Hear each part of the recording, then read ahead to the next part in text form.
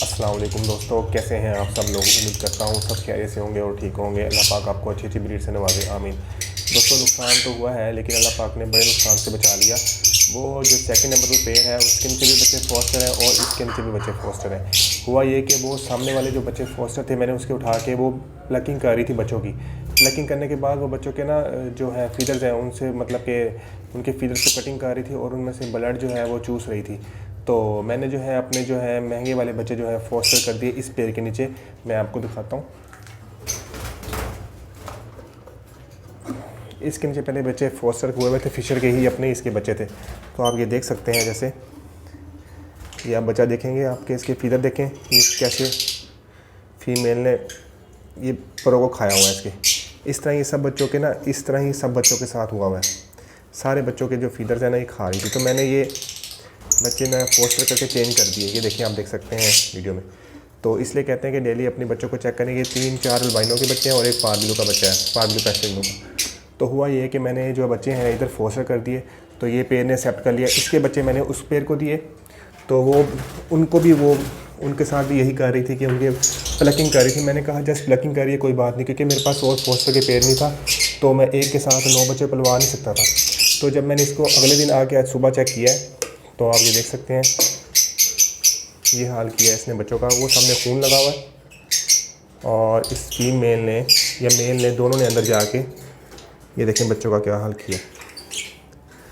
ये आप देख सकते हैं कैसे मारा है। ये पल्मा वायरस नहीं है, इन्होंने मार मार के मतलब कि, और मुझे नहीं इतना आइडिया था कि ये भी कर सकते हैं। ये देखिए खून लगा हुआ है। इन 3 बच्चे थे इसके नीचे।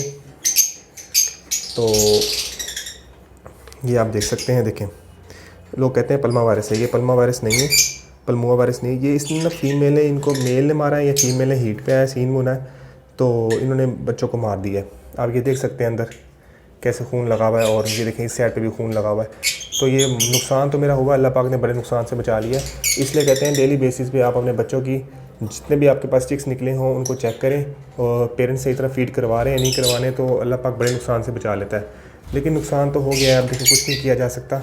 लेकिन अब यही है कि एहतियात की जाए। इस पेड़, ये मैंने पेड़ परचेज़ किया था रिसेंटली फोस्टर के तौर पे। तो मेरा घर का पेड़ था, ये पहले का पेड़ था। तो इसने अंडे दिए हुए थे, तो मैंने फोस्टर कर दिए इसके अंडे, मतलब कि उठा दिए। और इधर इसके नीचे बच्चे पलवा रहा था, ये अल्बाइनो रेड आइज के और पेस्टिनो के। और मैंने शुक्र है अल्हम्दुलिल्लाह, मैंने इस पेड़ को, अपने पुराने वाले पेड़ को बच्चे दिए। आप देख सकते हैं, ये देखें ये कैसे बच्चों के पर जो हैं वो सामने पारबिलो पेस्टिनो के पर देखें आप। फीदर इन्हें प्लकिंग किया, बहुत ज़्यादा प्लकिंग की थी। तो अगर मैं ये बच्चे इनके नीचे पड़े रहने देता तो आज ये सारे के सारे ये मरे होने थे, कोई भी एक बच्चा नहीं बचना था। तो इसलिए एहतियात करें, लाजमी अपने बर्ड्स को चेक करें प्रॉपर डेली अपनी सुबह और शाम चेक करें कि फ़ीड करवाइए। जिनको फ़ीड नहीं करवाई भी उनको फ़ीड भी करवाएं आप।